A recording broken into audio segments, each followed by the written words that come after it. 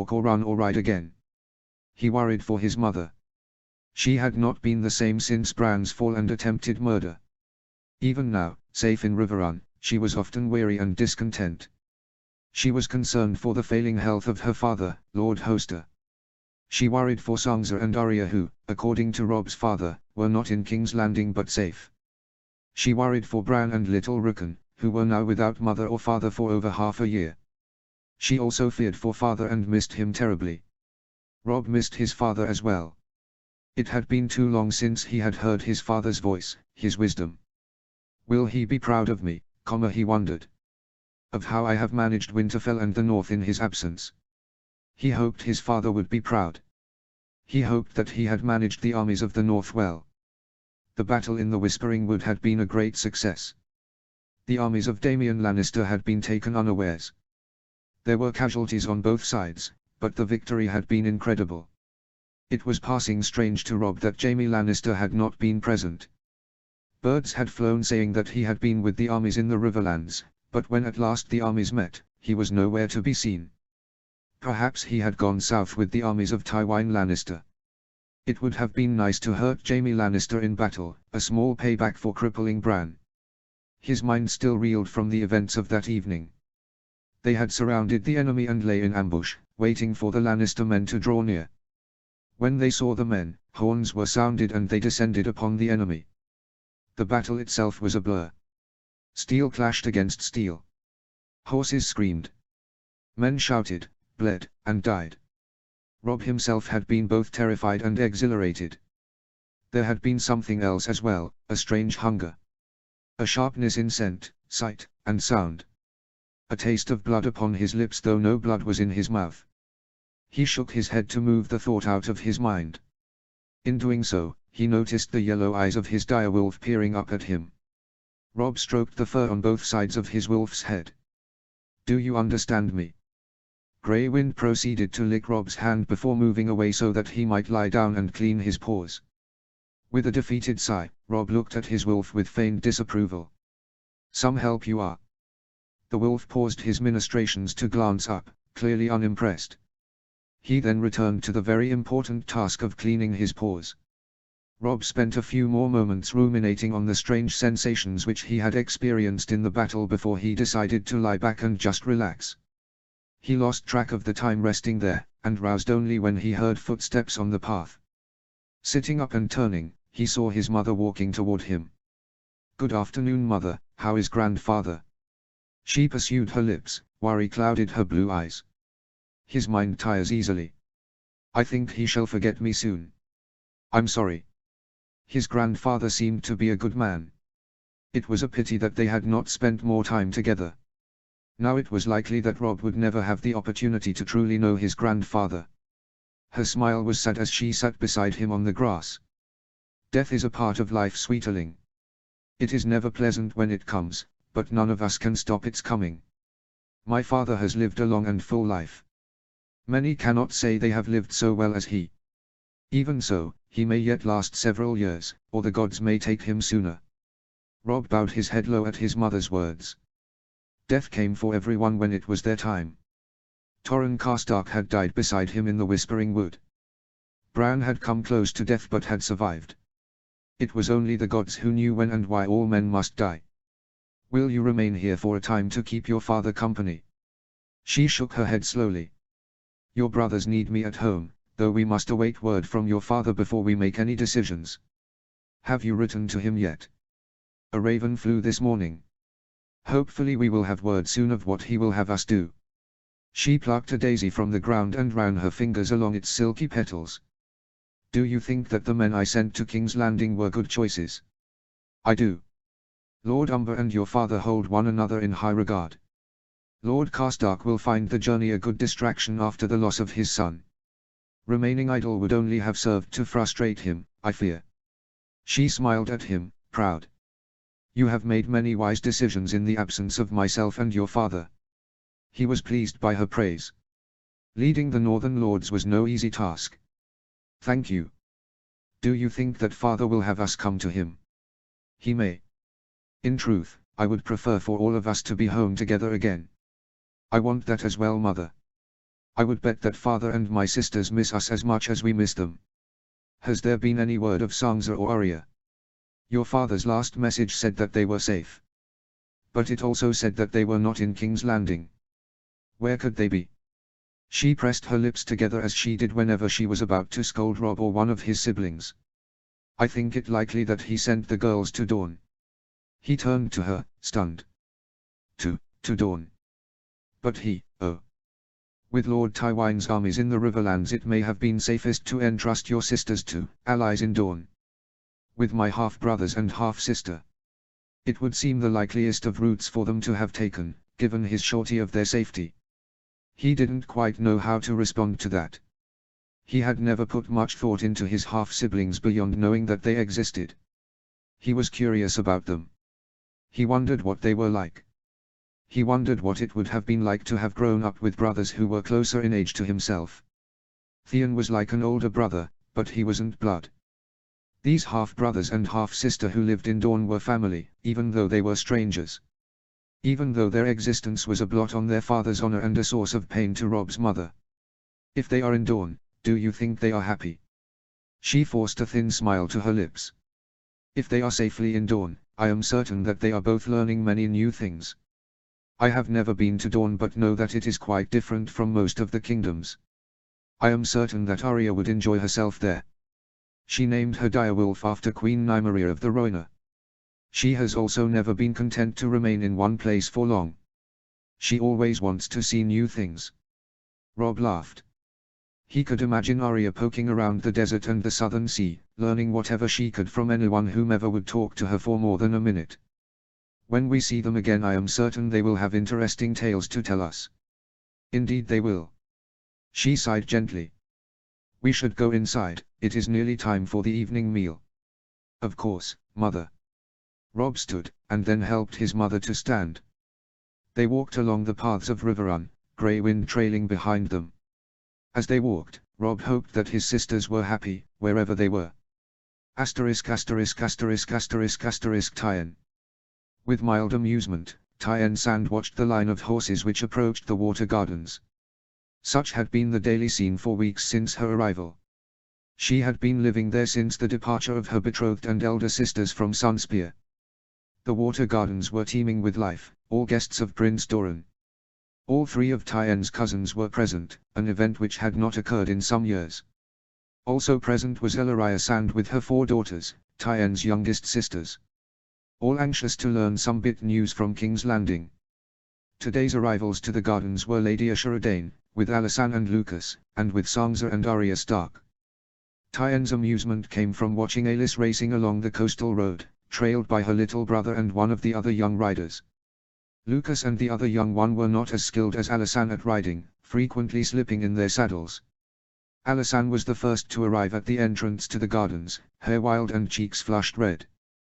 She slid from her saddle and turned to watch her followers. Lucas was the next to arrive, followed closely by a young girl whose hair was just as thick, dark, and wild as Alysanne's. Grooms appeared from the stables to care for the horses and to help the young ones off of their mounts. Tyen walked from the porch, where she sat, to the long colonnade at the entrance. You should be more careful when you ride, Sweeterling, she announced as a greeting. Alis turned from straightening the girl's hair, laughing.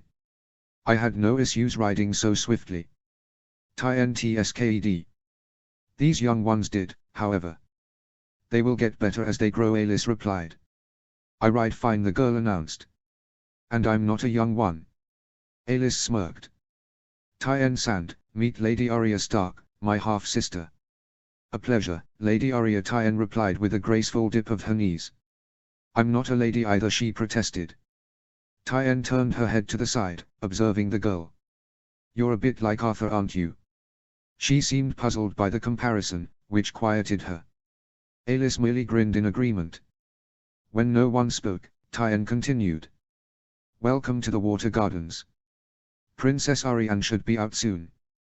I know that she has been busy with her brothers lately. Brothers? Alysanne stopped fussing with her sister's hair again. The princes are both here. Yes, Prince Doran desired their company. Should peace come soon, Arianne and Quentyn shall both be wed rather swiftly. And you, it seems. Tien forced a smile at that. She wondered if she should have agreed to marry. She knew it wasn't fair to John that she doubted, but the idea of marriage was daunting. She knew so few good marriages. Her father had never wed, rejecting the very idea. Her uncle's wife had abandoned their marriage and children to return to Norphos. Her Aunt Elia's marriage had ended in betrayal and horror. Why then should she hope for anything better? Indeed, we shall be sisters then.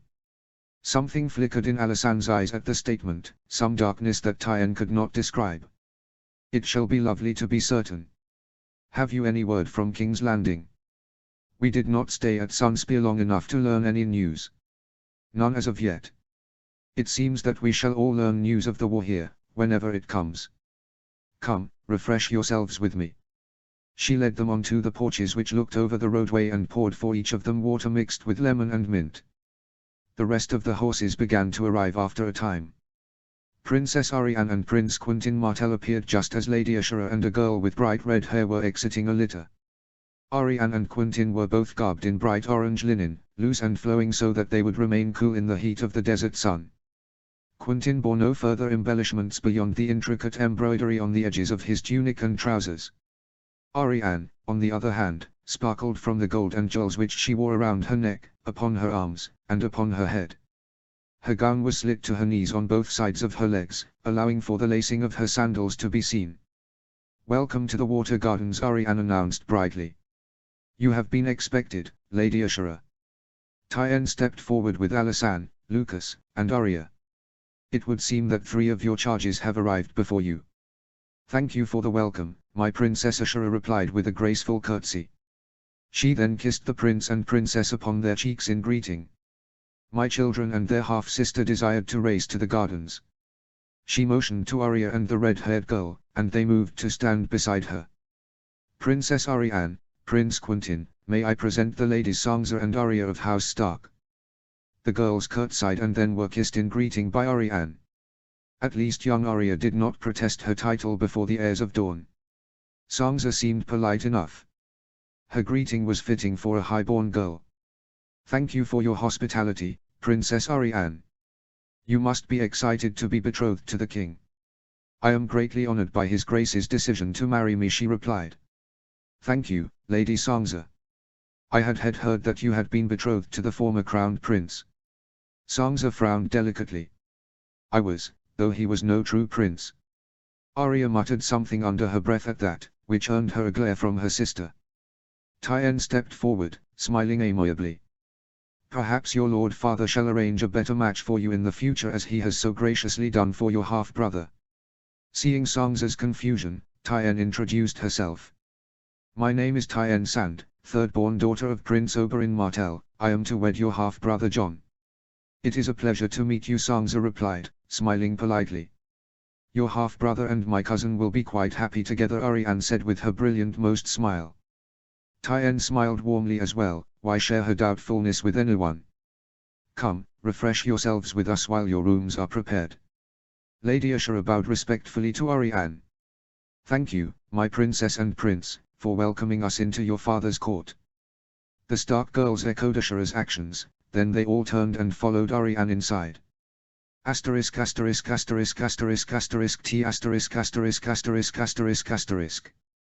The arrivals to the Water Gardens eventually slowed and a semblance of normalcy could be found within the palace. Tien couldn't remember the last time her uncle had hosted so many, likely not since Ariane had come of age.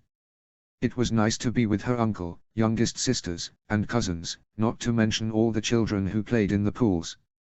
Tien could hear the children laughing and splashing long before she stepped into the courtyard where the children played. She laughed at the sight of Tristan, Obola, Doria, Lucas, and Arya engaged in a rather intense splashing battle which was causing most of the younger children to flee to the edges of the pools while the older children were joining them.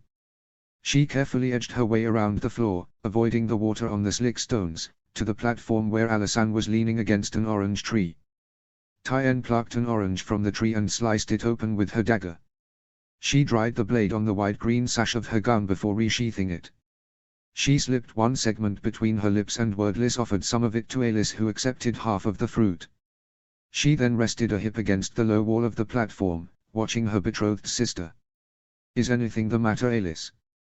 Alisan shrugged, intently picking at the fruit. No, why? I'm not certain. You seem off. Ever since you arrived you haven't seemed happy. Sighing, she looked up. We are at war, my brothers and cousin could die. My father and sisters could die in the battle as well, not to mention my betrothed. That's not the problem. Would you believe me if I said that it was my time of the month? No, you were in the women's pools earlier. Alisan's lips twisted into a wry smile. I am having a disagreement with my mother. Do you want to talk about it? No. Her reply was curt, causing Tyen to raise her brows. As your future sister by marriage I would like to help. Tyen could have sworn that Alice flinched. I am uncertain what can help, but thank you. Are you upset that your brothers are betrothed and you are not? It was a guess, anything to try determining Alisan's uncharacteristic mood. Somewhat. I am upset that our father chose the matches without our mother's consent. She claims that she is not bothered. Yet what does that mean for myself or Lucas? You can always choose a man to elope with. Alice laughed. Perhaps I may. Tyen laughed with her, glad that she had elicited some sort of positive response from Alisan. She turned to the pools, noticing that her sisters, cousin, Lucas, and Arya had retired to the steps of the pools, catching their breath. Your half-sister seems happy here. Both of my sisters seem happy here. Perhaps being around more children their own ages can distract from missing their family so much. Tyen pursed her lips together. Have they had a difficult time being with your mother? Alisan shifted on her feet, glancing at her sister and brother. They are not overly fond of my mother but they have been mostly polite. Arya adores Lucas, though I think that Arya would befriend anyone she sets her mind to liking. Sansa is polite to Lucas and mother but she doesn't seem particularly interested in knowing either. Do they like you? Yes, she replied with an easy smile. They also liked Jon and Arthur, so far as I could tell. They both seem to like having an older sister, though I think that Sansa wishes the world were less complicated. It is not easy to meet with your father's other children. It has become easier as time goes by, Tyen replied, bemused. Alice let out a sharp laugh. I forgot that you would understand. I don't fully understand what it is like to be in your situation. I have no true-born sisters. The eldest four of us don't even share the same mother. She shrugged casually. I can imagine that it is difficult for all of you. Though I think it must be harder on your half-sisters to be here, so far from home. Dawn must be very strange for them. It is. Our food is different, far spicier than they are accustomed to eating. Our clothes are strange to them, and our weather is painfully hot while they played with snow before leaving home a year ago. Snow. I wonder what it would be like to touch such a strange thing. Alisan walked to the wall and leaned against it as well. As do I, though I doubt that either of us will see snow unless we travel northward during winter. Perhaps we might do that. Arianne wants me to be one of her ladies when she goes to King's Landing. It does snow there in winter. True. Do your sisters like the Dornish clothes they have been given? The girls had been far too hot in the dresses they had brought to Dorne. To keep them cool, Lady Ashera and Lady Ellaria had found clothes for the girls to wear. Dornish dresses were made to keep the wearer cool in the blistering desert sun. Many traditional Dornish gowns were made from a single large cloth which was wrapped in a variety of styles. Such a style of dress allowed for clothes to be shared with ease. Yes, they and Sansa's companion Jane are all much happier in the dresses they have been given. I think at first that they worried since the cloth is so thin, yet they have not complained since donning it. Our warm sands were not made for the clothes of the north. No, she agreed. Dorne is not made for those who are not Dornish. She elicited a laugh from Alisan.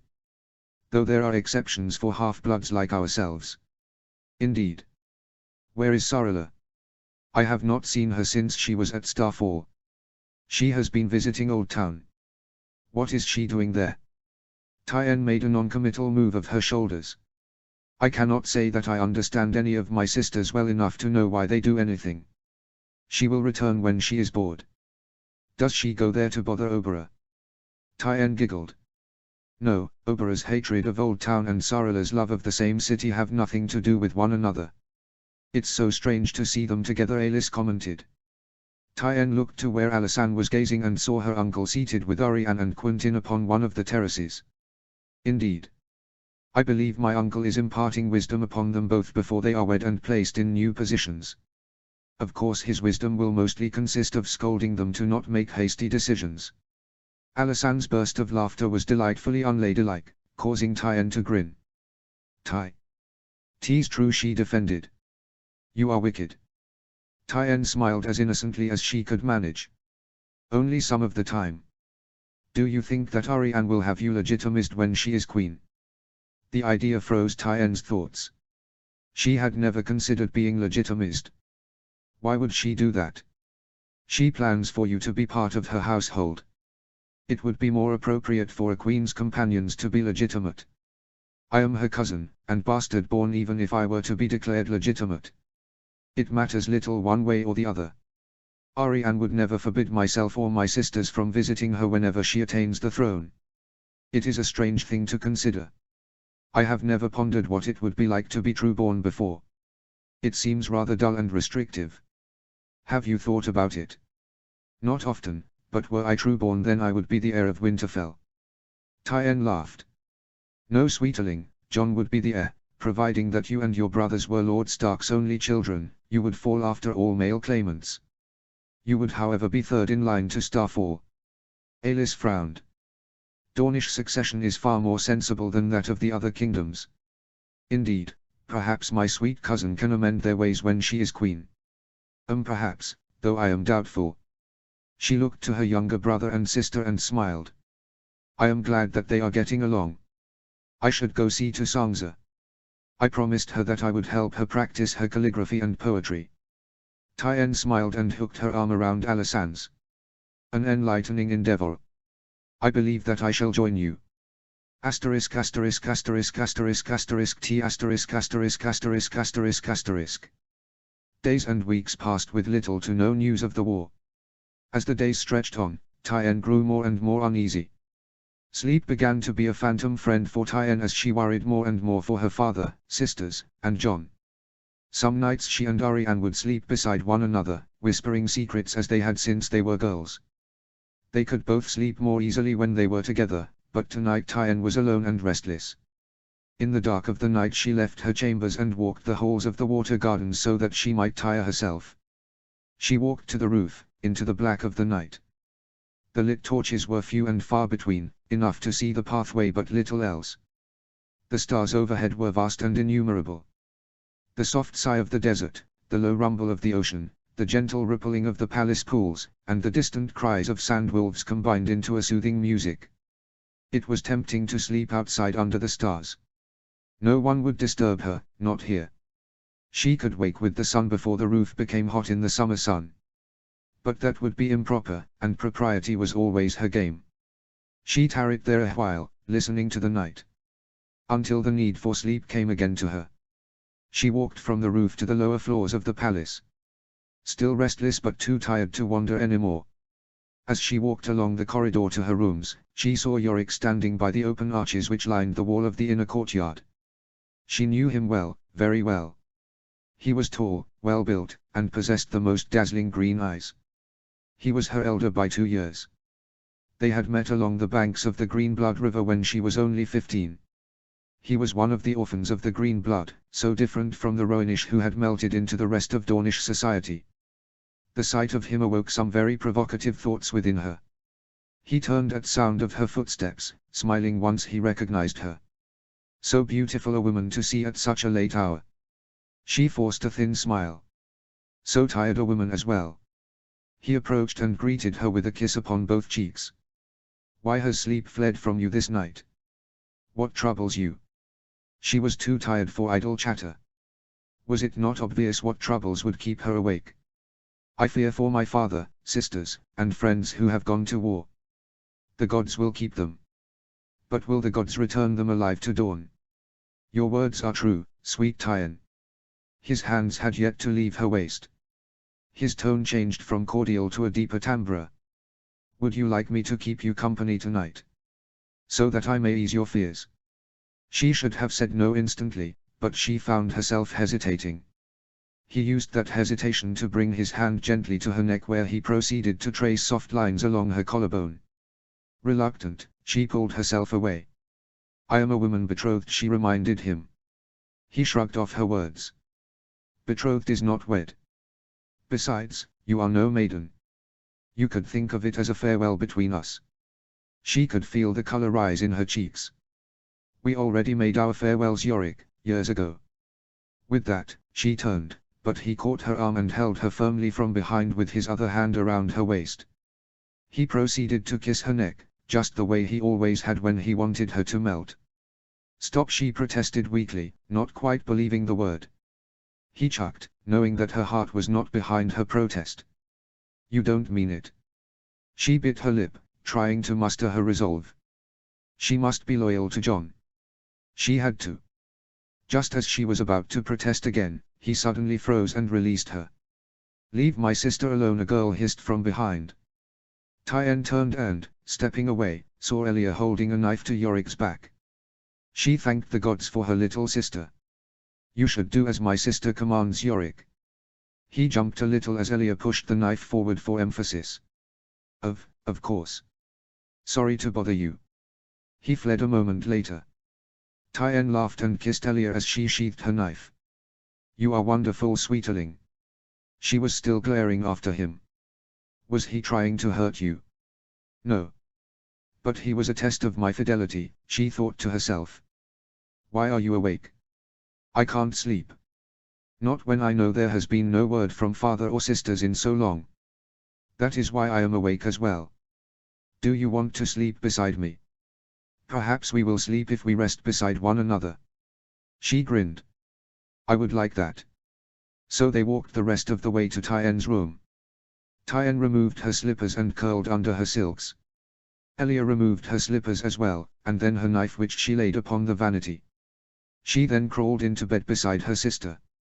"Why were you wandering the halls with a knife?" Tyen asked as her sister adjusted herself in the bed. "I always have a knife, plus it made the man let you go." "That it did." Tyen was mentally kicking herself for not getting rid of him on her own. What a horrible person she was for not being loyal to John. Elia turned to face Tyen, frowning. "Was he going to hurt you?" "No, sweeterling." She smoothed strands of hair behind her sister's ear. "He would not have hurt me." "Would you have gone with him?" "Yes." "No, I am to wed John, it is not my place to bed another man." "But you weren't fighting him off. Even though you are going to marry John." She sighed heavily. "It's complicated. You will understand that more as you get older." "You liked him once, didn't you?" "I did.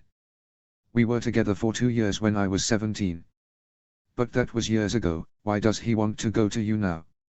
"Because our hearts are often fickle. Father has loved many women and he has bedded more than he has loved. Father loves my mother though." That he does, but he loved my mother as well, and Nym's, and I think Sarala's." Tyen, along with Obera, Nymeria, and Sarala were under the firm assumption that their father had loved Nym's mother best. He spoke often and well of her, but always with sorrow. She had died birthing Nym. Afterward, her family sent Oberyn and Nym away. But not Obera's. Obera's mother was a whore. Whores sell sex, not love. She abruptly changed the subject. "Do you love John?" She hesitated answering that. Elia stared at her with more intensity than anyone should manage at that hour of the night. "I don't know. But you agreed to marry him." "I didn't wish for him to marry you." Elia sat up, puzzled. "Me? Father wrote that John was to wed one of us, but knowing that John and I were fond of one another, proposed the match between John and myself. I wouldn't have married John." "Oh. What a curious reaction. Is there another whom your heart wants?" She hesitated, suddenly shy, but when she spoke her words came out in a rush. "Arthur, but he's betrothed to Myrcella Hill and she's just a child. He doesn't know her." "But he knows me and he can't marry her." She flung herself dramatically face forward onto the bed and sobbed. "Sweeterling." Tyen ran a soothing hand along her sister's back. "If they do wed, it won't be for many years. Does he even know that you like him?" She shook her head, her face still buried in the sheet. Our loves change over time. You may get over this by the time you are old enough to wed. No, I won't, was her emphatic protestation. Shush, she soothed. You may, or he may come to like you as well. I am not saying that your heart will hurt less in the process. Tyann was no stranger to a broken heart, much as she might deny it outwardly. More than once she had let the wrong person inside. Elia unburied her face and turned to Tyann. Did you lose a love? I have lost many who held my affections, but I doubt that I have ever truly been in love. But you love Jon. You must if you agreed to marry him. Why did you agree if not for love? I didn't want him to marry another. I didn't want him to go to war without me agreeing to marry him. Elia pressed her lips together, pondering. Do you miss him all the time? Yes, she eventually replied. Isn't that love? I don't know. It must be because I miss Arthur all the time and I know that I love him. Tyann was far too exhausted to continue the conversation. Perhaps you are right, sweeterling. I truly don't know. Can we try to sleep now? If we must. Yawning dramatically, Elia repositioned herself in the bed so that her back was to Tyann. A few minutes later, they both drifted asleep. Early the next morning, as they were breaking their fasts, an urgent meeting was called. News had arrived from the north. A raven from King's Landing had arrived, bearing news both good and ill. It was mostly family who were gathered, Tyann noticed. Ellaria with her girls and Prince Doran with his children were there, but so were the Stark girls, Lady Ashura with Alis and Lucas, and the heads of houses who were awaiting news in the Water Gardens. Prince Doran must have already read the missive, for he seemed very weary and withdrawn. It was Ariohota who read the letter. He seemed reluctant to speak the words out loud, but performed his duty nonetheless. The battles were ended, was the first part of the proclamation. King Renly Baratheon, first of his name, had now secured the loyalty of the Lannisters. The cost of peace had been bought with blood. A short list of the dead was then read, both foe and friend alike. He hesitated near the end of the list. Then he spoke a final name. Tyann looked around the room, shocked and distressed. Then she fled to her chambers, where she threw herself upon the bed and sobbed. Arthur. The tents for the wounded stretched for more than a mile along the banks of the Blackwater River. Maestas and healers were working with little sleep to help the injured. They also recruited assistants from whomever was willing and able. The battle was ended 3 days past, but cleaning the battlefield still continued. Arthur Sand walked amongst the tents of the wounded, searching for his brother. It had taken Arthur nearly a day to find the men of his own house. Though he had begun the battle upon the ridge with Lord Manwadi and the archers, he had ended it upon the riverbanks under Lord Randil Tarlis' command. He couldn't even fully remember how that had come to pass. When their arrows had run low, Arthur and several others had been moved to another commander. They had been led into the valley so that they could take out a band of soldiers who were attempting to attack the archers on the ridge. Arthur tried to forget the look of terror on the face of the first man he had killed with his sword. He tried to forget the sensation of flesh parting beneath his blade. Sleep did not come so easily now. When the flag of surrender was raised in the Lannister camp, the fighting was still slow to end. More than an hour passed until the swords were lowered and the living began to separate the dead from the wounded and dying. Arthur recalled men who were so close to death that they begged for mercy. Many of the older, uninjured men obliged the dying by plunging swift daggers into their hearts. When darkness had fallen with stars sparkling overhead and campfires flickering in the fields, Arthur found a tent to share with some Tyrell bannermen. He was uncertain that anyone slept that night. The cries of agony and the stench coming from the battlefield made resting unbearable. In the morning he had made his way to the banners of his house. Upon arriving, he had seen Edric and Beric seated beside a cooking fire. He slid from his horse and stared at his uncle and cousin, frozen. Edric had been the first to stand. He had rushed to embrace Arthur and had been swiftly joined by Beric. That they were alive and unharmed seemed a dream come true. They wept in one another's arms, supporting each other. He praised the gods that they were alive and uninjured. Beric had been quick to find food for his sustenance. He tried to eat all that he had been given, but he could scarcely eat without bile rising in his throat. How could he eat when he could still hear the screams of the dying and smell the stench of their rotting flesh? When he was refreshed, they returned to the fields. He spent most of that day running bread and water throughout the camp. Dead were being stripped of armor and prepped for burial. The high-born dead were readied in boxes by the Silent Sisters and sent in carts to their homes.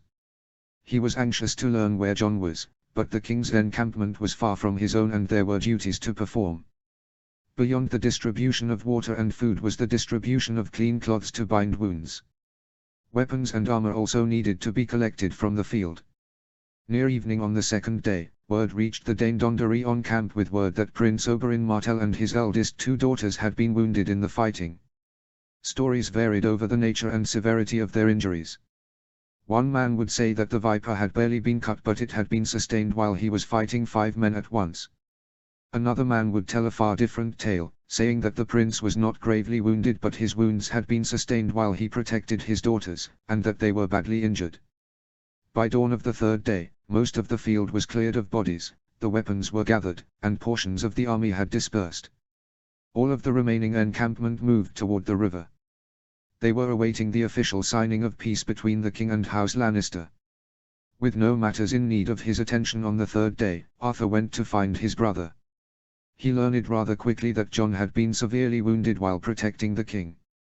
Finding his brother, however, would not be an easy task. He had started shortly after daybreak, going from tent to tent. Some tents were guarded, holding Lannister prisoners. Other tents were relatively unguarded. Some held 1 or 2 wounded while others were crowded with 20 or more. He found Prince Oberyn late in the morning. He was in a tent with the wounded Dornish women. His left arm was wrapped in a sling and he knelt beside a cot. He was dabbing the forehead of the woman in the bed with a damp cloth while he spoke Valyrian. The woman did not stir as he spoke. Stepping closer, Arthur realized that the woman on the bed was Nymeria. She was ghostly pale. Bandages covered her torso. Her breathing was so slow that her chest scarcely rose or fell. Moving closer, he realized that the cot on Oberyn's left held Oberyn. She too was wounded, her right arm and leg were bandaged. Though her eyes were closed, her hand held on to her sister's. Nymeria's hand was limp within her sister's grasp. How long he stood there, he could not have said. He listened as Oberyn spoke and softly sang in Valyrian. Arthur watched the slow rise and fall of Nymeria's chest. Then it seemed to him as though she breathed out and never breathed in again. Oberyn stopped speaking a moment later. He dropped the wet cloth, and moved closer. He pressed a kiss to her brow and whispered in her ear. Pulling away, he turned to Oberyn and gently pried the girl's hands apart. She rests with the gods, he whispered to her. Oberyn opened her eyes and turned onto her side so that she could see her sister. She groaned, pained and distressed. She trembled as she fell back onto her cot, her eyes closed tightly so that no tears could escape. A few minutes later, a maester arrived. He checked Nymeria first. When he was assured that she was dead, he offered his condolences to Oberyn. The Dornish prince made no reply, he simply held one of Oberyn's hands between his own. The maester next checked Oberyn. When he was done checking her wounds, he spooned milk of the poppy into her mouth. She drank the medicine eagerly, and minutes later drifted asleep. When she was asleep, Oberyn kissed her hand and then her forehead. Arthur stood, still and frozen. He stared at the unmoving form of Nymeria Sand. He had not often spoken with her, but she had always been kind. She always laughed, he recalled. Nymeria, Tyon, and Princess Arianne would spend hours seated closely together, whispering and giggling. How could it be that she would not laugh again? Why did this death feel different from the countless deaths he had seen or caused only a few days prior? Oberyn stood when the Silent Sisters arrived. He stooped down to press final kisses to his daughter's face before she was moved to a stretcher. It was only then that Oberyn saw him standing there, his tired eyes showed no surprise. Arthur knew that he should say something, offer some word of condolence, but he was unable to speak. It was Oberyn who spoke, embracing him and kissing his cheek in greeting. "It is good to know you are well," Oberyn rasped, his voice thick with emotion. "I suspect you are searching for your brother. Come with me." He led Arthur from the tent, his movements slow and weary. They could still see the silent sisters as they walked away with Nymaria's body. The tent where John was housed was merely 3 away from the one they left. There were 5 beds in the tent, each occupied by an unconscious man. There were men and women who walked between the beds, cleaning wounds and dripping liquid into the mouths of the wounded with cloths. Oberyn left Arthur beside John, and departed without a word. He knelt beside the bed, upon a bearskin which lined the ground under his cot. He was pale, though not so bloodless as Nymeria had been. His head was bandaged, as was his shoulder and side. He grabbed John's hand and squeezed. There was no response, but his hand felt warm. Were it not for the bandages, he could have sworn that John was merely asleep. "He's a handsome one of the girls said as she approached. Arthur looked up at her. Her hair was raven black and her eyes as blue as the summer sky. "Who are you?" "Bella, I'm from the town. Most of us came when the battle ended. So now I'm here, feeding the wounded." She moved closer, shifting the kettle she carried to her hip. "They say this one saved the king," pushed him away from a rider who was charging toward them. Consumed with thoughts of his brother now, he only wanted to know about John. "Will he wake up?" "Don't know, the Maester can tell you more when he comes back around." She paused, eyeing him carefully. "Is he your kin?" "My brother." She frowned sympathetically. "Gods go with you then. If I have brothers, I'm certain I would worry for them as well. If you have them. My mother always said I'm old King Robert's girl, conceived during the Battle of the Bells. That's why I'm named Bella. They say the old Queen's kids aren't his, but he had me, so there might be others out there." Quite suddenly, she set the kettle down and knelt. As she knelt, she murmured, "Your Grace." Arthur turned slightly, and upon seeing the king, bowed as well. King Renly Baratheon seemed uncharacteristically stoic, but he still smiled kindly when he saw Arthur. "Arthur Sand," he greeted, "it is good to see you alive and well. I owe your brother my life." He had a difficult time finding his voice. He needed John to wake up. Father and mother would be proud of him. Belatedly he added, "Your Grace." The king agreed with Arthur. "I am certain that they will be when they learn of his bravery." He paused, lost in his thoughts. "I had hoped." He looked down at John. "The Maesters told me that if he wakes that he should recover. I hoped he might be awake." Arthur felt some of the tension leave him at the news the king spoke. "He would be glad to know that you thought to visit him." The king forced a grim smile. "He saved my life. Let us hope that he awakens so that I can thank him." "I hope for nothing else, Your Grace." The king agreed with a distracted nod of the head. "In 2 hours the formal truce will be signed between myself and the Lords of the West. You should witness it in your brother's stead, on behalf of your father. It would be an honor." "Good, then I shall see you there." The king took a few moments to check on the other wounded men in the tent before he departed. Bella stood and lifted the kettle once Renly left. Arthur looked at her again, realizing that her tale of being King Robert's bastard was probably true. She resembled both Robert and Renly Baratheon. She smiled softly as she set the kettle on a table beside John. "Do you want to help me feed him?"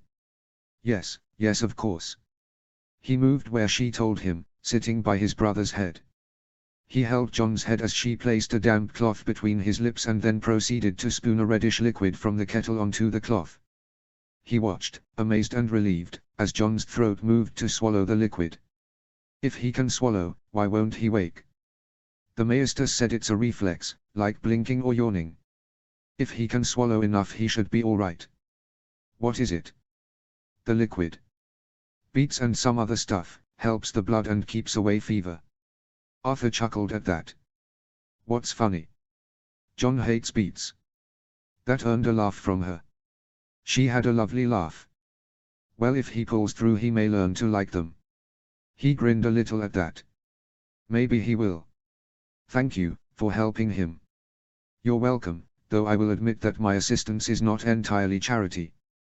Oh. Men came from the king asking for help, so I came. When my mother fell ill last year I tended to her. The Maester showed me what to do then, much like now. Plus there's some coin in being here. What do you do in town? I'm a whore. Startled at her bluntness, He nearly dropped Jon. "Careful now, don't jostle him." "I'm sorry. You just don't seem old enough for that. If you were conceived at the Battle of the Bells then you can't be more than 15. That I am." "How old are the two of you?" "I'm 14, Jon is 15. "Same age then. If you're old enough to fight in war, killing and dying." "I'm old enough to lie abed while a man finds his pleasure." Whatever he would have said in response was interrupted by Jon suddenly coughing. They swiftly pulled away the cloth and turned him to the side so that he might not choke if he had breathed in any liquid. "Careful," she commanded. "Try not to jostle him or his stitches will break." Arthur complied, turning his brother carefully while saying his name. If Jon died. He shuddered at the thought. When Jon ceased coughing, they turned him onto his back again. She gave a wan smile as she laid the cloth on the table and returned the spoon to the kettle. "That may be enough for now. Don't want to drown him." He nodded numbly in agreement. "Hey," she said gently. "Don't worry. No matter what happens, it will get better." He forced a weak smile. "Do you truly believe that?" I do. I should tend to more of the wounded now. I'll come back soon, see if he will take more liquid." "Thank you," he murmured, glancing briefly up at her before returning to his quiet vigil beside Jon. Asterisk asterisk asterisk asterisk asterisk asterisk asterisk asterisk asterisk asterisk. When the time came, Arthur left his brother's side and walked across the field to where the king's meeting tent was staged. He was not alone in the trek across the plain to the massive tent. Many were the lords and knights who were invited to witness the formal declaration of peace between the king and House Lannister. Inside, Arthur found his place at the base of the platform where King Renly and Lord Kevan Lannister were already seated. Filling the tent were lords and knights of more than a dozen houses. Knights of the King's Guard were standing around the platform. Also at the table, seated beside Sir Kevan, was a very small man whose form was distasteful to look upon. Tyrion Lannister was his name. Oberyn, Edric, and Beric all stood beside Arthur, all representatives of their houses. Arthur's duty was to stand for House Stark. Overall, Arthur was too distracted with worry over Jon to pay much attention to the proceedings. Neither did it seem that Oberyn was focused upon the goings-on. Pale, drawn, and listless, the Viper of Dawn appeared to be as far away as the wall. Arthur learned rather quickly that Lord Tywin Lannister had died during the battle. His younger brother Kevan and his son Tyrion were representatives for their house. The terms were heavily weighted in the crown's favor. Lord Tyrion, now lawfully the head of House Lannister, would be taken to King's Landing while Kevan held the West as regent. Wardenship of the West would pass to Lord Mace Tyrell. The new Warden of the South would be Prince Doran Martell, Lord Stark would remain Warden of the North, and the Warden of the East would be decided at a time of the King's choosing. All debts owed by the Crown to House Lannister were now void due to the treason of Lord Tywin. That particular announcement earned muttering throughout the crowd. After all matters of monies and lands were settled, the matters of prisoners were resolved. Lesser prisoners of House Lannister who were held by the Crown were to be released one every 2 years based upon the loyalty they displayed to the Crown. The children of Cersei Lannister would be treated as His Grace decided. Joffrey was to be sent to the wall. Tommen and Myrcella, should they grow into loyal subjects, would be married to noble-born bastards as befitting their stations in life. Cersei and Jaime Lannister were both sentenced to death for treason. Cersei would be executed upon the king's return to the capital. Sir Jaime's execution would take place whenever he was found. Arthur perked up at that bit of news. It seemed that the Kingslayer was missing. He had not been reported in the Riverlands nor was he at the battle they had just fought. He was simply gone. The king decreed that anyone who aided the Kingslayer would meet the executioner's blade as well. Eventually the words were ended, the documents signed, and the people dismissed. Arthur then returned to Jon with Edric and Beric accompanying him. There had been no change in his brother's condition. Jon slept without waking as his wounds were tended. Lord Beric eventually forced Arthur to depart for their own tents late in the evening so that they might eat and rest. In the morning, many of the armies broke camp. Lannisters turned west, some Tyrell men went south while others journeyed east to the capital. Some of the Dornish moved similarly to the Tyrells, to Home for some and to King's Landing for others. The king also began his journey back to King's Landing. He parted with kind words to Arthur regarding John and extended his welcome to the boys when John was healed enough for travel. Many had remained from all houses to tend to their wounded. Some of the injured were well enough to be taken back to their homes while others, like John, were far too weak to be moved. The Dondarrion, Dane, and Martell men had all remained behind. Prince Oberyn would not leave until Oberyn either recovered or died. Everyone prayed for her recovery, for Dorne did not want to know the Red Viper if he should lose 2 daughters. The Dornish breathed sighs of relief when Oberyn Sand was finally able to walk from her tent with little difficulty. On the second day after the king's departure, Arthur was seated in his usual place beside John. John had been moved to a new tent with different wounded as the injured had mostly recovered enough to be moved or had worsened and died. A few, like John, showed improvement but had yet to awaken. "You forgot to eat again," Bella said as she placed a chunk of bread on Arthur's lap. "How will it be when John awakes and finds you have wasted away beside his bed?" He picked at the bread, nibbling on some of it to satisfy her. He had no appetite. "How can you be so certain he will awake?" She propped John's head and began to spoon beef broth into his mouth. "Because I haven't seen his eyes yet and I want to know if they are as pretty as yours." He smiled. "A good reason." He watched as she fed John. His brother seemed to be swallowing more easily as the days passed. "I wish he would wake. Perchance he likes his dreaming too much to awaken. I've known men who could sleep for a whole day. It's been nearly a week." She frowned, dropping her normally cheerful demeanor. "I know. My mother slept for 4 days before she died. The flux took 15 in town that time. The Maester seems to have hope for your brother though, and his hurts aren't the same as the flux. Besides, I don't think the gods are done with him yet." He couldn't think of anything to say in reply, so he sat chewing on his bread while she fed John. When she was finished, he looked up at her, curious. "Why haven't you returned to town yet? Most of your people have gone back. Some of us from the Peach have remained behind, better coin among the soldiers than in the town right now." He felt the heat rise in his cheeks. He had forgotten that she was a whore. "Do you want to, well, do you want to always be what you are? Don't you want to do something else?" She giggled. "You are ever so polite, more than most bastards I've met. Though you are the son of a great lord and a lady. You were raised to be in good company to bow and say yes my lord to all your betters. I'm just the daughter of a whore, what else would I do?" He pursed his lips, unsure how to answer her at first. "You could come with me." And would I be your lady then?" She laughed. "What?" "No," he stumbled on the words, his face aflame. "It's just that you're too smart and kind to spend your days as a whore," she finished for him. "You are rather uncomfortable with that word." He looked down at his feet. "People whisper it enough about my mother. It doesn't feel right to ever call someone a whore, even if they make money with sex." They were both very quiet for a while. Arthur looked up to see John's face but wouldn't meet her eyes. "What would I do if I went with you?" He looked up, meeting her eyes. She was pensive. "I don't know. You could be a handmaiden in my family's household. You could serve my mother or sister or anyone really. And if your family rejects me, what then? Shall I be a beggar in a strange city, far from all I know? They wouldn't turn you out. Anyway, even if they did, I won the archery contest at the tourney for my father. I have more gold from that than I will ever use. I could buy you a place to live." She pursed her lips.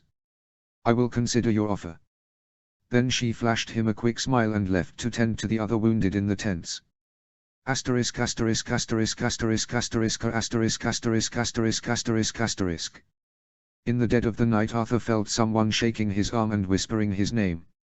At first he felt a chill of terror run down his spine, wondering where his sword was, would he reach it before his enemy struck him? He calmed when he recognized the form and voice of Bella. "What?" he muttered drowsily. "Come on, quick, John is awake." Quick as a breath he was standing and bolting from his tent to see his brother. He did not bother with his cloak or boots, he only wanted to see John. The candles were dim in the tent of the wounded, and Arthur needed to slow his pace so that he did not rouse anyone. Finally, he reached his brother's cot.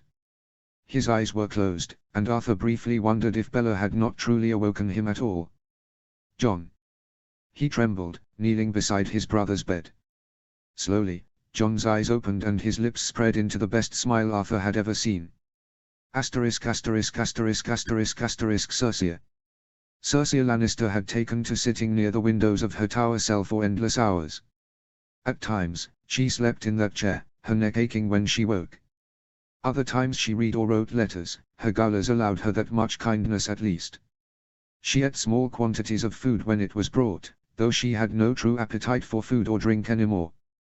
In truth, she was merely awaiting the day when Renly Baratheon would take off her head. Even still, she drew some small pleasure from the days they allowed her to visit with her children. Rather infrequently she would be led to a sitting room where she could speak with them, one at a time. She would ask after their health and well-being and they would answer her. Joffrey was unhappy with his treatment, and always demanded to know why he was a prisoner.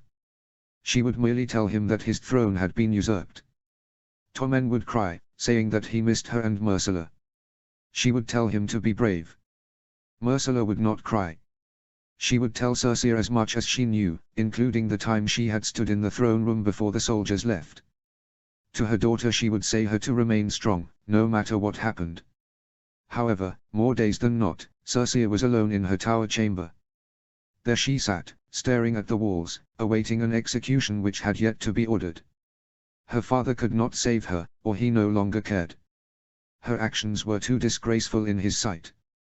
Perhaps he was no longer even considered her to be his daughter. Jaime failed her. He should have saved her.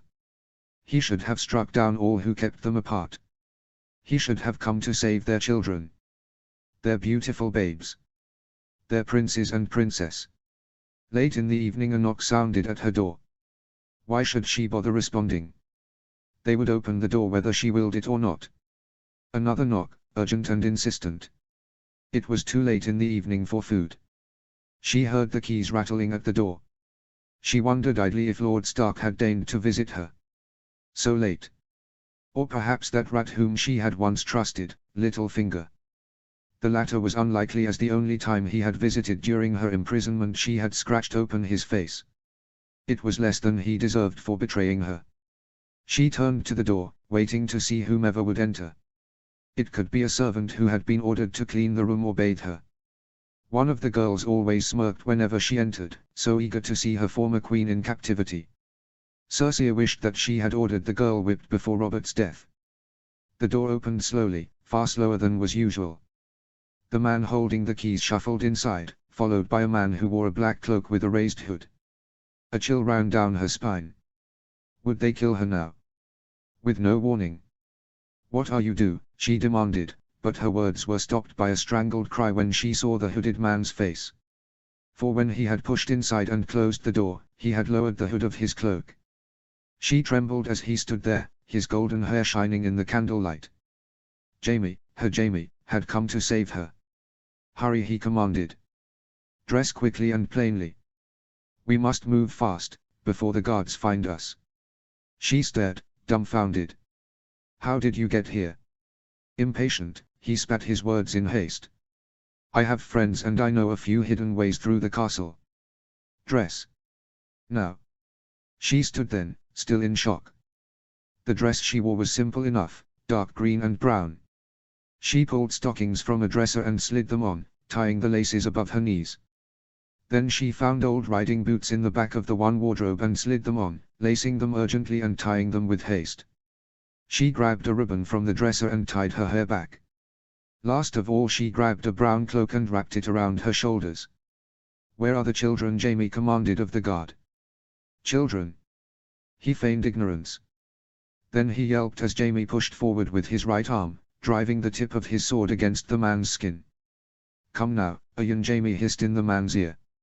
"Our deal was your life if you cooperate with me. I can take you to them," he amended. "Good man," Jaime replied with a grin.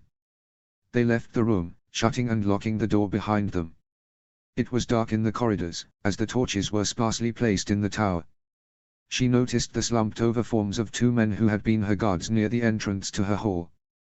Their throats had been slashed from behind. Everything seemed surreal, as though she were walking in a dream. They walked down 3 levels and then down a long corridor, passing into a different part of the castle complex. Even with her hood covering her hair, she was petrified that they would be caught. They paused at the end of the hall, seeing two guards beside a door. Jamie hid his sword beneath his cloak, pushing their prisoner forward a few steps. "Who are you and what business do you have here?" the one demanded. "I'm here to see the prisoners," Jamie replied with ice in his tone.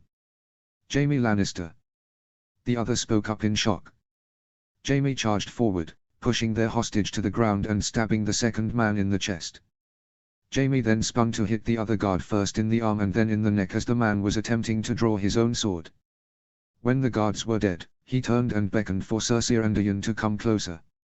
Then he knelt, pulling a ring of keys from the belt of one of the dead guards. "Which doors?" he hissed urgently. The Ian showed them two doors near the end of the corridor which Jamie opened after fumbling with the keys and locks for a few minutes. Cersei entered the chambers while Jamie kept watch over their prisoner and the halls. In one chamber she found Joffrey while the other held Tommen. She ordered both of them to be silent and to dress swiftly. Though shocked, they dressed rapidly as she had done. She assisted Tommen with his clothes and shoes, as he was still not awake enough to process what was happening. "Where is Myrcella?" she asked as they stood in the hall, anxious to flee. "She's in," the guard began to say, but he stopped when bells began to ring and shouts echoed throughout the castle. "They have probably found some of the dead guards. We need to go," Jamie said, worry tinging his voice. "Not without Myrcella. She needed her children with her, and safe." "Maidenvold," the man said. Jamie shook his head, hopeless. "We'll never make it." She clutched his arm. "Jamie, we can't leave her." Tommen whimpered. "Stop crying," Joffrey hissed. "But we can't." Tommen's pleas were cut off by Cersei. "Stop, both of you. We need to escape now or we will all be killed." The resolve in Jamie's face was absolute. "They won't kill a young girl." Panic welled within her. "How can you say that? You saw the Targaryen children. She cannot be left here." He hesitated a moment before nodding crisply. "We need to get you out of here first." She tried to protest, but he spoke over her. "Or we will all die." He pushed Ian ahead of them with his sword. Cersei pushed her sons ahead of her, having picked up swords from the dead guards for her boys. Tommen's was merely a dagger, which he was barely holding through his tears. She carried one as well, as though her life depended upon it. Joffrey held a short sword, clumsy in his grip, but it would work if needed. They walked down 6 floors and exited the tower through one of the servants' doors. They stood between the dungeons and the White Sword Tower, close to Maegor's Holdfast. The courtyard was quickly filling with guards. The entire barracks of gold cloaks was between them and Myrcella. The bells were still ringing, breaking the peace of the night. Slivers of moonlight lighted the castle grounds, breaking through the scraps of clouds which hung in the sky. "Go straight along the wall of the keep, past the rookery, until you reach the Godswood," Jamie whispered. "When you reach the postern." "The postern? That will only lead deeper into the castle, not to the city. Listen to me. There will be an alcove in the wall after you have walked 20 feet. The door should be open, but if not, there is a black lever in the dragon statue. Pull it and you will open a door. It will take you to stairs that lead down to the black water. Some of our cousins will be at the bottom, wait for me there." He pulled her close, briefly pressing their lips together, before he pushed her away. "Go, now. Walk quickly but do not run unless it is necessary. You do not want to draw attention to yourselves." She made no reply other than to push her sons ahead of her and walk in the shadow of the wall. She glanced behind her once, seeing Jamie slit the throat of their prisoner before he disappeared into the shadows. Running was tempting. To race across the courtyard and flee to safety. Terror and exhilaration flooded her veins at the same time. How could this be real? Jamie had come to save her. She pressed close to the wall, keeping Tommen in front of her and Joffrey behind. Every breath seemed like a scream in the night. Would they be seen? Would they be killed? Terror welled within her, but still she pressed her son forward. She turned her head back every few steps to ensure that they were not being followed. They were passing the rookery, nearly at the statue, when the sounds of shouts and heavy footsteps came closer. Turning, Jamie running their way. He was being chased by 5 gold cloaks. In terror she broke into a run, pulling her sons with her, one in each hand. There was no door at the statue. She ran her hands along the dark dragon, cutting her fingers but finding no way out. "Jaime!" she screamed. At the sound of her screams, more guards began to run their direction. Tommen slumped to the ground, sobbing. Joffrey stood, clutching his sword with no skill. At last, Jaime reached them, panting and caked in blood. He pulled at the statue and sure enough the stones of the wall slid the side, just wide enough to allow passage. He lifted Tommen, hoisting him above his shoulder. "Where's Myrcella?" Cersei shrieked. "Go!" he shouted, forcing her and Joffrey through the opening. He followed, pushing all 4 of them along. On the other side, he pulled a second lever, closing the entrance. They were enveloped in black when the passage closed. The only sounds to be heard were the waves of the bay crashing far below, and the cries of Tommen. Cersei rounded on her brother. "You have to get her." "How shall I do that?" he spat. "The guard will be increased the moment they know you are gone. We need to leave." "How can you say that?" Angry tears brimmed in her eyes. "She's your daughter." "It's true." She nearly didn't hear Joffrey's shocked statement. "How could you do this to me?" She slapped her eldest son. "To you. Open your eyes." Robert Baratheon was not worthy of a Lannister. He was a weak fool who met his end soaking with wine. Jaime is the one who saved us. He was the only man worthy of fathering my children. Her eldest son's face twisted in revulsion while her youngest child still sobbed. "Stop crying," she commanded. "Tears will get you nothing." She turned to Jaime. "Have you led us to our deaths or is there a way down?" "There is a way," Jaime replied through gritted teeth. He changed his tone as he spoke to Tommen. "Shush, hush now. You need to be calm to make it down the mountain." He gulped and muttered his reply. But what about Celae?" It was Cersei who answered, hoping that some god did exist who would make her words true. "Lord Stark promised her to his son in marriage. He will protect her." Jaime forced a small smile to his lips. "You heard your mother. Lord Stark shall be the one to blame if harm befalls your sister. They shall not move against her knowing that we are free." When his shuddering stopped, Jaime slid the boy to the ground. Jaime walked ahead, staying close to the right of the wall. After a few moments, he turned to face them. "Follow me. Carefully as the stones are slick and the path is difficult to see." She pushed Tommen ahead, then forced Joffrey to follow. She followed behind the 3. The path was impossible to see, but they followed nonetheless. She kept one hand on the rocks to her right at all times, fearing the steep drop-off to her left. An eternity passed as they made their way down the steep paths which ran beside the castle. Cersei lost her footing more times than she could count, her children fared just as poorly. Jaime seemed to be finding his footing more easily, though he frequently stopped to find the path or to help their sons. For the first time since she was a girl kneeling beside her dead mother, Cersei found herself pleading with the gods. She prayed not to die. She prayed for her daughter. She swore that she would kill Ned Stark herself if any harm should befall Myrcella. At last they made it to the bottom of the cliff. "Wait here," Jaime told them. That command was easy to follow with how exhausting the climb had been. She seated herself upon a boulder. Tommen sat below her, resting his head upon her knees. Joffrey sat apart from them, his body rigid. Jaime walked along the rocky shore of the bay. After a few minutes he was out of sight. There were no sounds other than the waves against the rocks. Eventually, Jaime reappeared, accompanied by 2 men. She stood, rousing her sons, both of whom had drifted asleep. They walked to the men, and as they neared one another, she recognized them as her cousins Lionel and Shenfrey, Aunt Jenna's sons.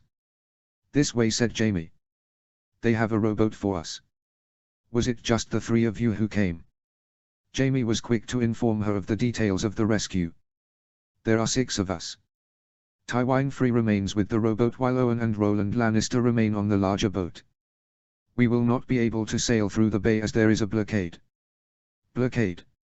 "To prevent Stannis Baratheon from gaining support or attempting to attack King's Landing." Getting into the castle was only so easy because the bulk of the army went to face our father. I am surprised that you weren't with him. Tyrion was with him.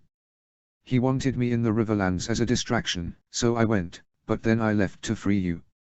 Where will we go? Casterly Rock. Will we be safe there? If father loses the battle. He hesitated, then he held her hand before quietly responding. Father already lost. What? He had to be wrong, father could not lose. He shook his head. Cersei, he's dead. The news broke in the city today. That's why we decided to rescue you tonight. Uncle Kevan is in charge of the rock now, he can protect us. She knew he was wrong. If their father was dead, no one could protect them. Not if he can trade us for Lancel. Then we take a ship from Gulltown to the Free Cities. And leave our daughter behind. If that is what we must do, yes. She glared at him in the dark, but followed after him in silence. Shan picked up Tommen, who was too tired to walk any further. Joffrey trudged along behind them, sulking. At last they reached the rowboat. They entered the boat, one by one, exhausted and weary. Then Lenel and Tywine pushed the boat away from land. Once aboard, they rowed hard against the waves. The bay was relatively calm once they reached the deeper waters. King's Landing grew smaller, glowing faintly in the night. With only one darkened lantern aboard, the night seemed to embrace them. Tommen drifted asleep against her. After a while even Joffrey began to rest his head on her shoulder. Cersei herself nearly drifted asleep by the time they rowed alongside one of the black fishing boats which were anchored in the bay. Shan whistled out to the boat. Moments later, lanterns were lit aboard the ship, and the whistle was echoed. A rope ladder was lowered, which Jaime was the first to climb.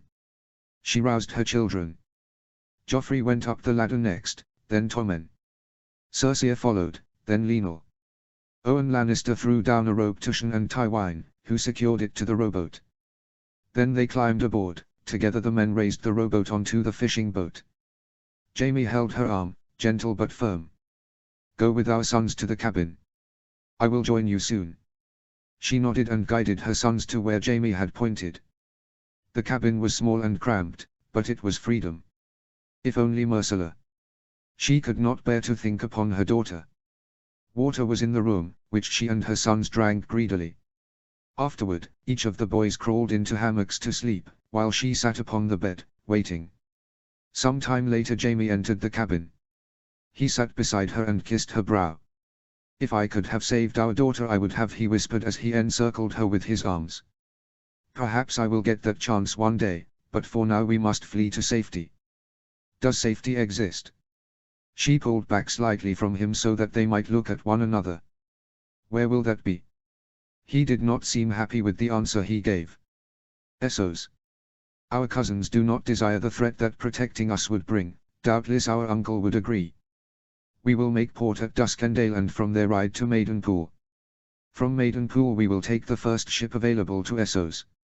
We have more than enough gold. And we shall abandon our daughter here.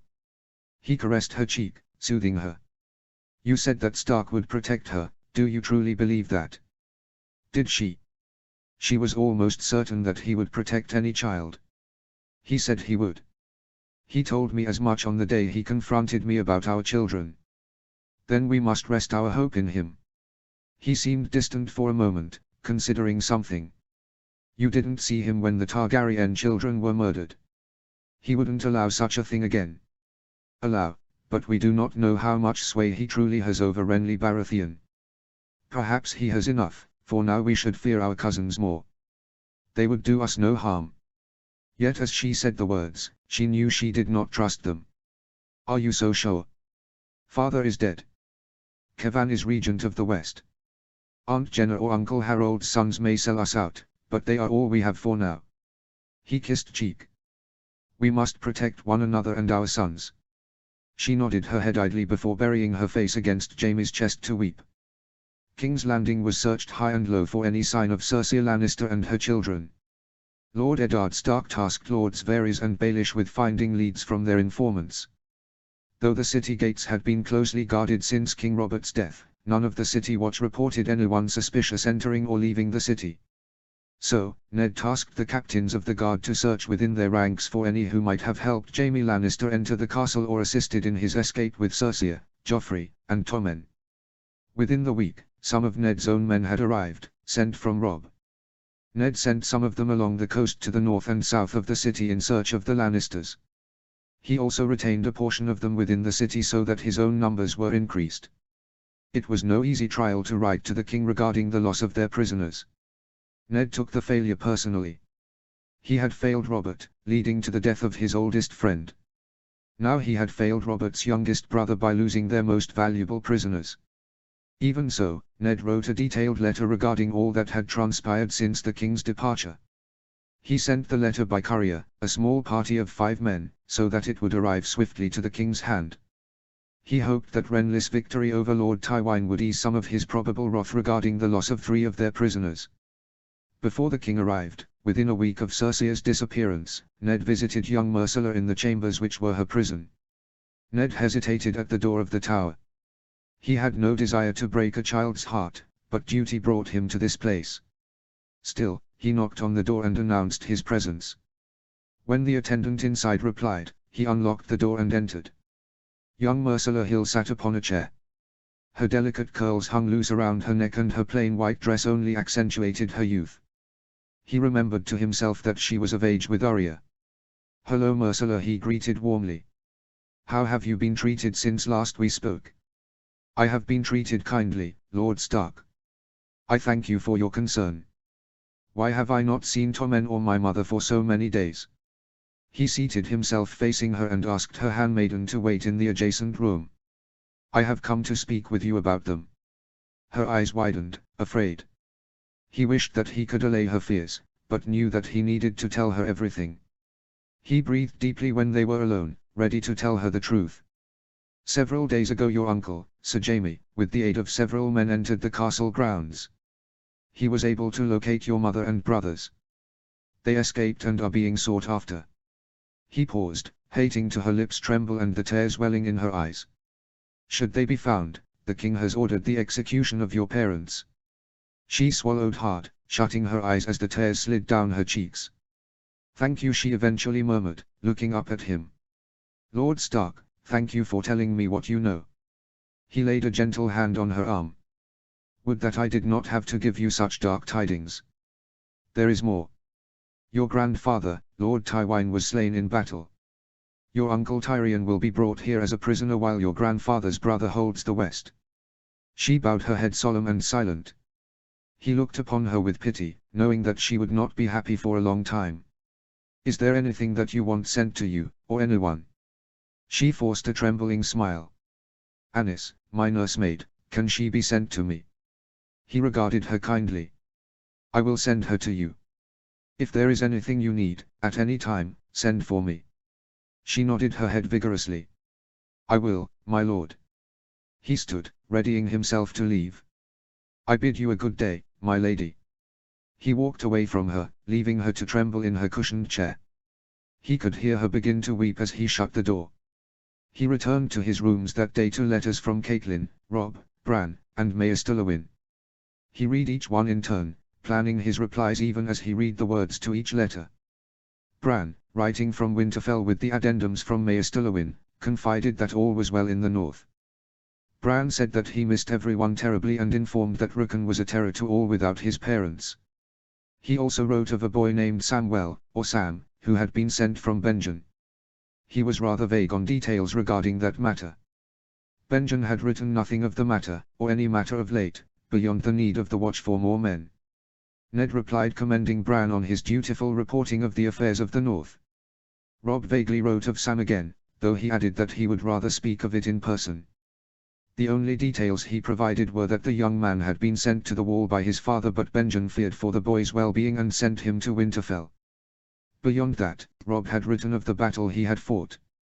He wrote of Torrhen Karstark's death and informed Ned that the Karstarks and Umbers were sent to King's Landing.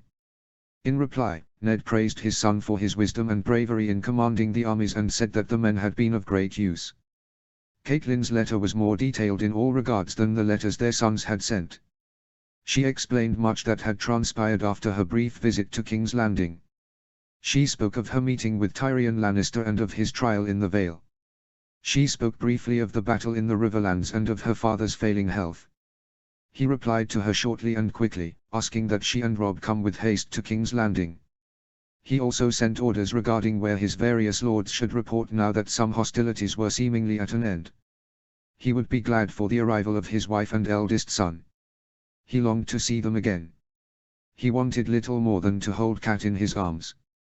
Shortly before King Renly arrived, after all leads on the location of Lord Tywin's twins dried up, Ned received a short missive from Lord Beric Dondarrion stating that Arthur was well and that Jon was mending from the wounds which he had received during the battle. They would be travelling to King's Landing at a relatively slow rate, to accommodate the wounded.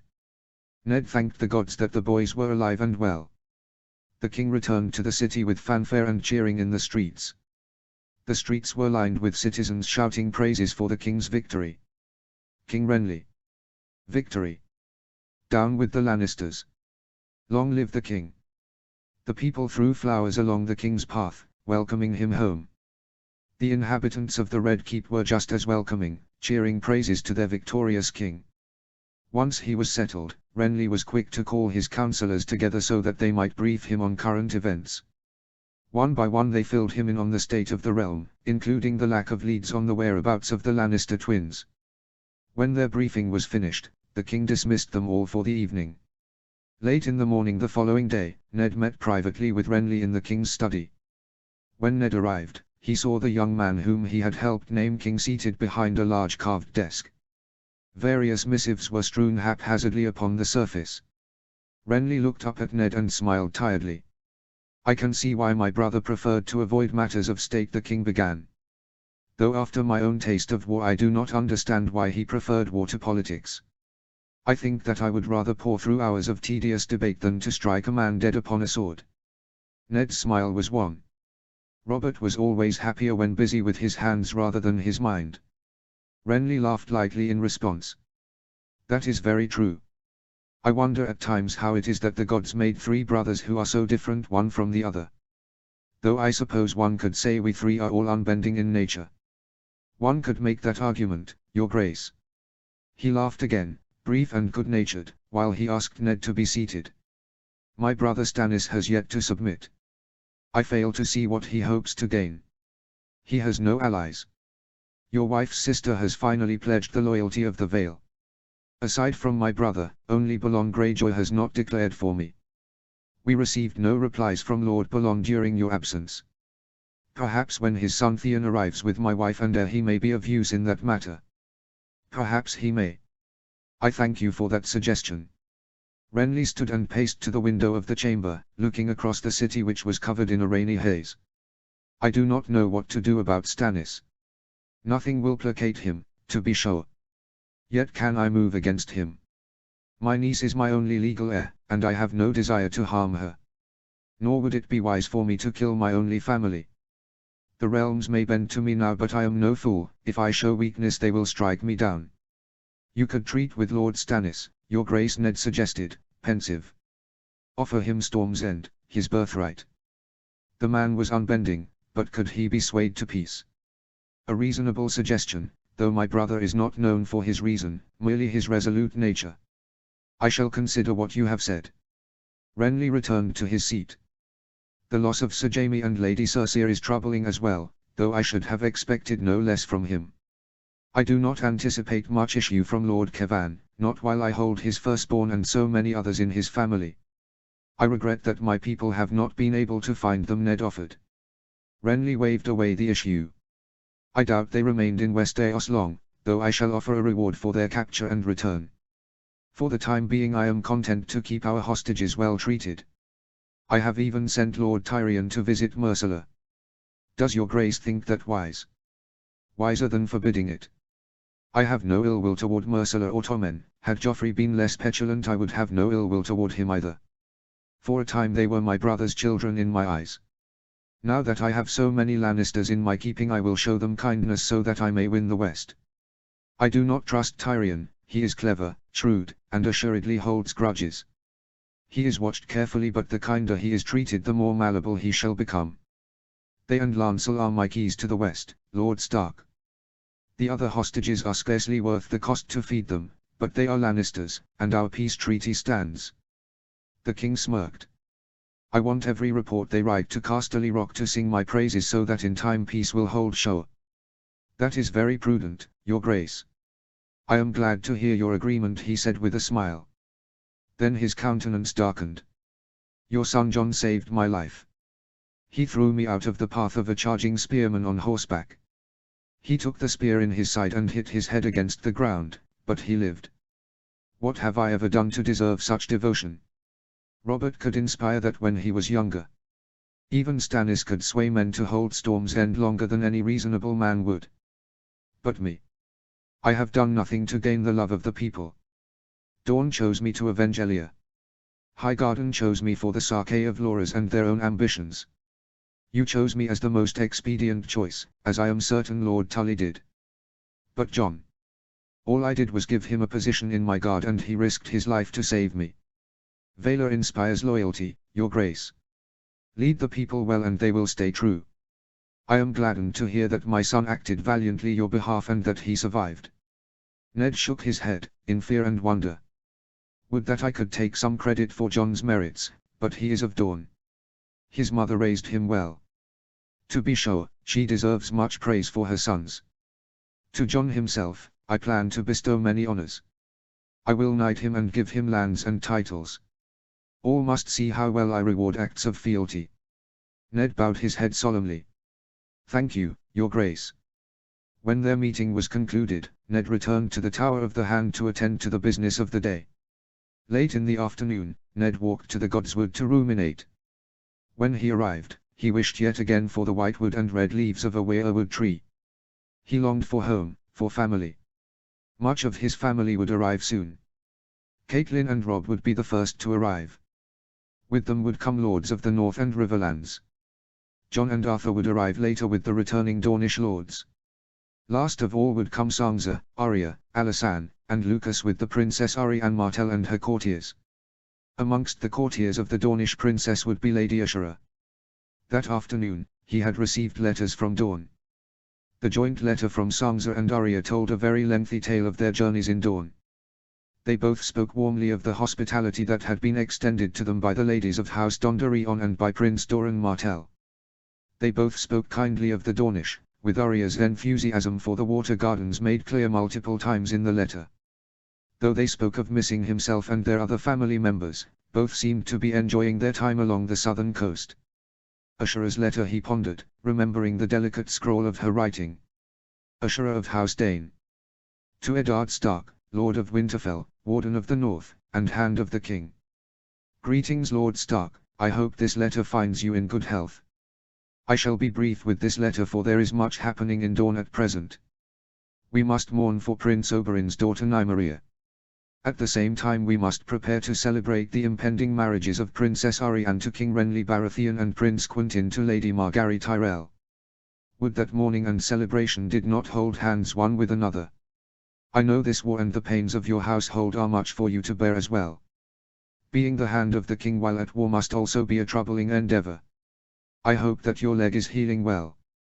We have just received word from Lord Beric Dondarrion that Jon and Arthur are safe. The terror I feel for the danger they, and my nephew, have faced. To know that Jon could have died. I know that Beric spared me the details of his injuries, but I also know when information is being withheld from me. Regarding Jon, I had a conversation that went poorly with Alysanne. I shall speak with you on that matter when we are all at King's Landing. I shall be attending my lady, the Princess Arianne, for a time after she is made Queen of Westeros. I will be arriving with your daughters Arya and Sansa as well as our children, Alysanne and Lucas. I shall look forward to seeing you again, Lord Stark. I also believe that your children shall all delight to see you. Until then, may the old gods guide your steps. Sighing, Ned resigned himself to the future. Would that there was a way to avoid the inevitable discomfort which would come from the presence of Cat and Ashura in King's Landing. While he was glad that he would soon be reunited with his wife and children, he worried over the situation. He knew that Catelyn would not respond well to Ashura's presence in the capital. He found himself dreading her arrival, not desiring the added stress her presence would guarantee. He also feared Ashura's words regarding Jon.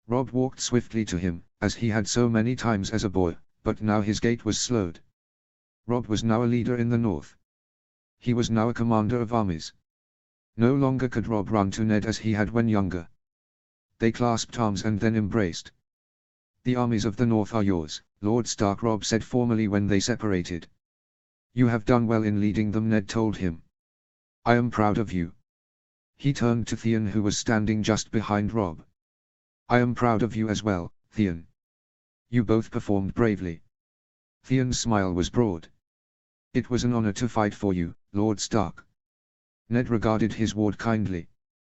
Despite some of Ned's misgivings about the young man's character, he was glad that Theon was alive and well. "I am certain that it was but the first of many chances to prove your valor. Theon, please assist with breaking down the camp and bringing the men into the city. Your rooms will be in the Tower of the Hand. Rob and I will be riding to the castle with the direwolves presently." "Of course, my lord," Theon replied with a bow. With a slight nod, Ned turned and began to walk back to his horse. Rob fell into step beside him, and the direwolves trailed behind. "You look well." "Thank you, father." Rob looked down at the cane and Ned's limp. "How are you faring?" "Well enough, though these have been stressful days. My leg seems to have healed as well as it wills. It seems wrong that the Lannisters have hurt you and Bran but have not been brought to justice." "Tywin Lannister is dead," Ned replied gravely. "The former queen and her twin, who sought to kill Bran and broke my leg, are to be executed if they are ever seen again. Their children are in disgrace, bastards for all the world to see. Many more Lannisters are held in King's Landing and other strongholds throughout the realms. If the gods wish bring further judgment upon their house, then we must leave it in their hands." Rob walked quietly beside him until they reached the horses. They mounted and rode side by side toward the castle. The direwolves followed behind them and 3 more of their men followed the direwolves. "How did you convince the king to allow direwolves within the Red Keep?" Rob asked as he glanced back at the wolves. "It took a great deal of convincing him that you would be able to keep the wolves under your control and supervision. When they are not with you, they will be kept within a portion of the Godswood.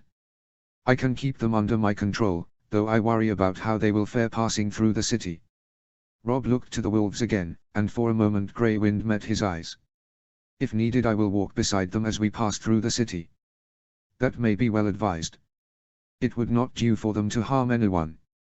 They only attack when provoked, or to protect us. Your mother told me about Bran's wolf protecting him from the assassin who tried to take his life." Ned thought of Sansa's gentle wolf whose life he had taken. He thought also of Arya's slim grey wolf who had maimed Joffrey to protect Arya and Sansa. "Grey Wind fought beside me in battle, protected me. They seem to be gifts from the gods." "Indeed," Ned agreed. Changing subjects, he continued, "Your letters mentioned a boy named Samwell. Tell me more about him. Why did Benjen send him to Winterfell?" Rob glanced around circumspectly. "His name is Samwell Tarly." "Tarly? Is he the son of Lord Randall Tarly?" Rob seemed hesitant to respond. "Yes, father," he replied eventually. "Lord Tarly sent him to the wall, but Benjen, under the Lord Commander's command, sent him to us. He's a craven." Benjen and Commander Mormont feared for his life. "Did they send word as to what they expect to come of him at Winterfell?" "They wanted us to help him stay alive, to make him brave if we can." He laughed suddenly. "I have never known someone could be such a craven until meeting him. Even so, Maester Lewin put him to work assisting with Bran. He seemed to enjoy working with Bran and Lewin. I tried working with him at swordplay a few times but he was rubbish." Ned ran a hand through his hair, pondering. "And what do you recommend we do with him? Shall we tell Lord Tarly of his son's whereabouts?" Lord Tarly." Rob stumbled over his words. "Father, why ask me? You led Winterfell for months without myself or your mother. You called the armies of the north to your side and led them to victory in the first battle you ever fought." Ned favored his son with a warm smile. "You are my heir. Perhaps I should start allowing you to put forth suggestions in some matters." Rob beamed with pride. "Thank you, father." He considered his choices for several long minutes. "I see no benefit to us in telling Lord Tarly that his son is at Winterfell.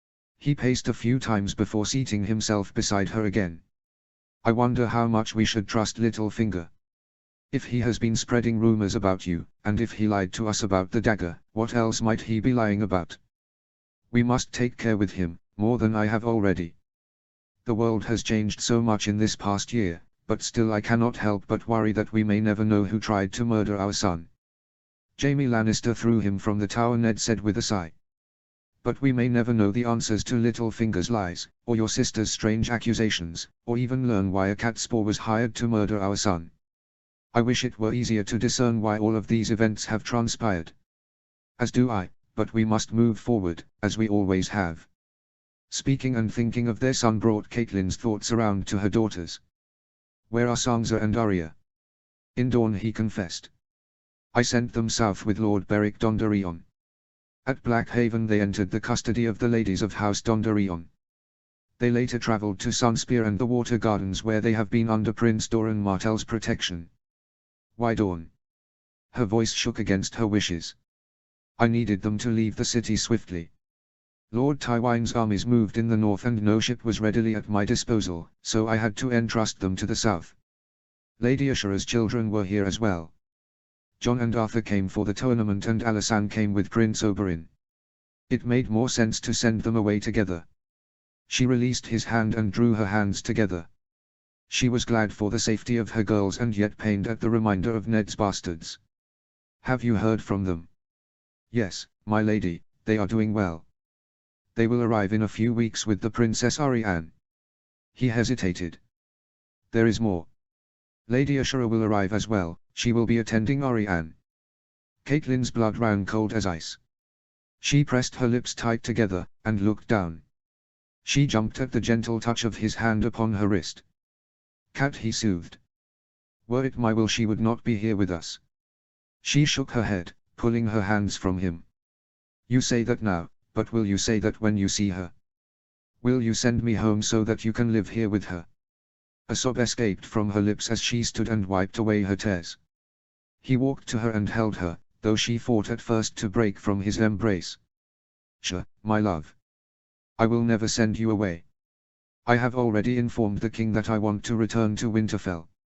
He plans to ask Lord Mace Tyrell to be his hand. After the coronation and the wedding, the king's attentions will turn to his brother. Once matters regarding Lord Stannis are settled, we will go home, together. She looked up at him, not quite trusting his words. You would give up your position. My position has brought me much distress. I have the king's favor and trust, but the cost has been high. I feel as though I am failure more days than not. I am of Winterfell. I know the north and I understand its people. I cannot make the same claim of the south or of southern politics. I will be glad to leave King's Landing when the time comes. How did you get the king to agree with your desire to leave your position? He smiled. It did not take much convincing. He knows that the Tyrells wanted their daughter to be queen, but instead he chose Arianne Martell over Margaery Tyrell. Making Lord Tyrell hand of the king is a conciliatory gesture. But to have a presence here at court lends strength to our people, Ned. He seemed to be careful in choosing his words. The North will not lack position, Cat. I will be sure to choose loyal lords who will serve our interests here. She studied him shrewdly. What aren't you saying? He hesitated, casting his gaze away from her for several long minutes. Ashura living at court means that her children will live here as well. Jon is serving the king as part of his guard, and has been doing so since shortly before the recent battle. Ned, she pulled away. Would you place your bastards ahead of your true-born children? Sansa was to have been queen. He was angry, hurt at her accusation. I am looking out for the welfare of all my children. Sansa will marry well, and if it pleases you and Princess Arianne, she can serve as one of her ladies. Robb will one day rule the north, his place is there. Rickon is too young to be parted from home. He will need us to return to him. Arya might do well here in the south after a few more years, but is presently too young to serve as a lady to the queen. Bran. His voice caught. He closed his eyes and breathed deep before looking to her again, pain in his eyes. We will see what can be done with Bran as he grows. He was not meant to live the life the Lannisters have forced upon him. He took another shaking breath before continuing. Lady Ashura's children are my responsibility as well. Jon and Arthur have been able to make themselves known to the southern nobility as talented fighters, and must use that to establish themselves. They are nearly men grown, and will need to find their own paths. They, along with Alysanne and Lucas, have no share or part in the inheritance of our children. I have planned and will plan their marriages and see them established here in the south. Our children must be established in the north, with their own people. He stepped toward her again and embraced her. She was stiff in his arms, conflicted by the many emotions she felt. I do not like this, Ned, she whispered, shaking. I fear the threat these children are to our children. I fear that you will love them more than you love my babes. I love all of my children, Kat, he told her gravely. The children I have with you and the children I have with Ashura are all my children. I have kept myself from them for nearly 10 years out of respect for you and our children. They will gain no power in the north and they will be wedded to bastards of good birth, but they will never know the honors of your children. What if the king decides that they should? She shook her head, stepping back from him again. The northern lords would never accept them. He gently touched her cheek. I will allow no harm to come to our children. Nor will I allow my children with Ashura to reach beyond their stations. If Renly chooses to offer titles and lands to them here, in the south, it will keep them from gaining northern support. Our children must marry into the north. Have you been considering matches for our children?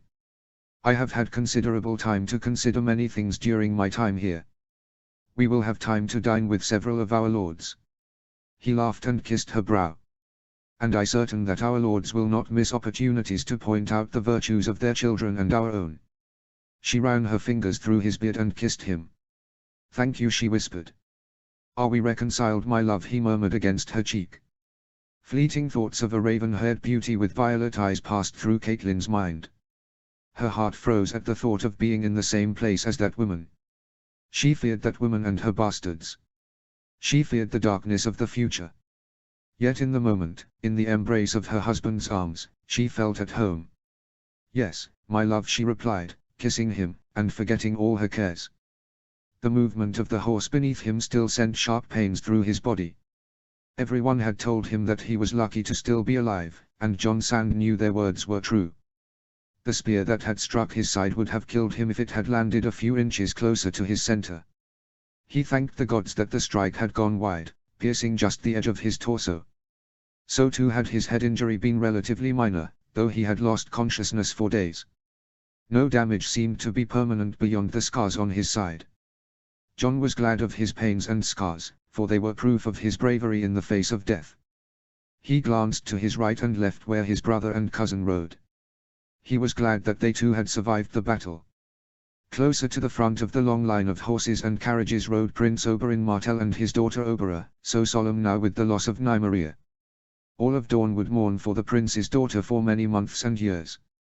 He wouldn't be surprised if the people of Sunspear wanted to have a statue made in her likeness to be added to the Hall of Heroes. Arthur and Edric rode quite close to Jon most of the time, though they would also ride away to speak with others in the line. Arthur seemed especially fond of talking to a girl named Bella. Arthur had hired her into their household as gratitude for tending so fastidiously to Jon during his convalescence. It had taken Arthur no small effort to convince Lord Beric to allow the addition to the household. Jon wondered what their mother would think of such a questionable addition, but Arthur had reasoned that with their winnings from the tournament they could buy a small shop within King's Landing to establish their own household, and thereby avoid the need for their mother's approval. Establishing a place of their own was a tempting idea and had many merits. They would not always be able to stay under Edric's provision, no matter how much love they and their cousin had for one another. Perhaps they could discuss the possibility of establishing themselves in King's Landing when they arrived. Perhaps the king would allow that favor.